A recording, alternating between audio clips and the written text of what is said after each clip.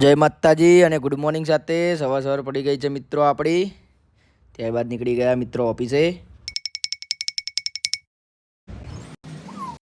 ત્યારબાદ ભાઈ ગયો ઘરે, જોઈ લો મિત્રો. પછી હું અને બા ગયા હતા નિકોલ બાની દવા લેવા માટે. તો મિત્રો હવે ગઈ રહ્યા છે ઘરે અને ઘરે જઈને નીકળી ગયા હતા ઓગણજ જવા માટે, મંદિર સાફ કરવા. ત્યારબાદ આવી ગયા મિત્રો ઓગણજ. આ છે દેવબા પોતે. કેમ છો દેવબા?